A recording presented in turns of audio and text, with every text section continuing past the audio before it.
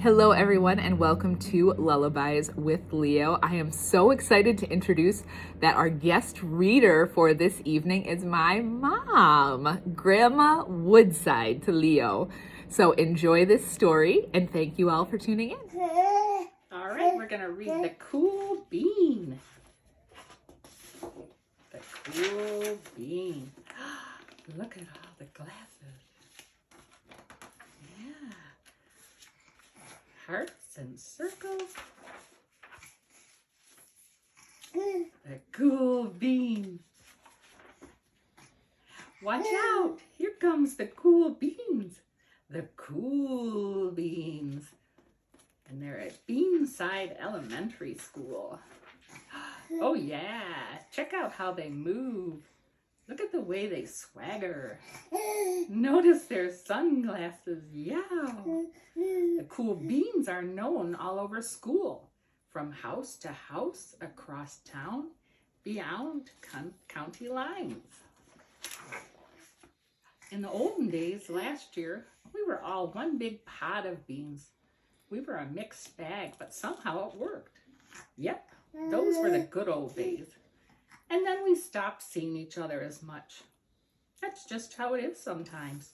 You spend less time together, even though you're not totally sure why. I watched as the beans I knew so well, the beans from my own pot, became the cool beans. Oh, they were so cool. One of them could play the guitar, cool. One of them could draw the best superheroes, cool. And one of them could jump higher than any bean I'd ever known, cool.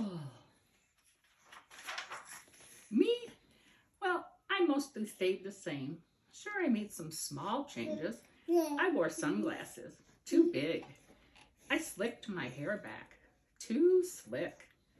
I strutted around. Ow! I swaggered. Oof! I was still picked last for everything. My clothes never seemed to fit. I snorted when I laughed. I walked into stuff. I was an uncool bean for sure. I started thinking of myself as just a common bean with no special skills. I couldn't compete, so I didn't even try. I'd never be a cool bean. It seemed like there were two types of beans in the world. There were the cool beans, and then the beans like me. The days all blended together. I lived my life, and things were just okay. I took tests, I ate lunch, and mostly kept to myself. The cool beans continued being cool. I mean, sure, I miss them a bit, but it's not like I was going to say anything. I felt like all the coolness had gotten in the way of our friendship. And that's how it went until one day. I was in the cafeteria. I dropped my lunch on my loafers. Oh no, not again. But then something sort of miraculous happened. Out of nowhere, one of the cool beans helped me clean it up. He didn't even say anything. He just gave me a nod. That was it. Later, I was out on the playground. I tripped and scraped my knee and maybe cried a little bit, and everybody saw it. Another one of the cool beans came to my side, and without a word, he dusted me off. That afternoon, I was sitting in class. I wasn't really paying attention. I didn't notice, but our teacher had called on me. Everybody stared. I sat there in silence and nobody said anything. And then everybody just laughed at me. That was it. After today, I was officially a has-been.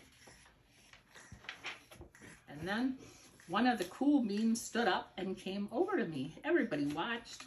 She leaned in close and whispered, "Hey, the teacher asked you to read from page 32. And she gave me a quick wink and went back to her seat. It was a small gesture, sure, but it was also everything.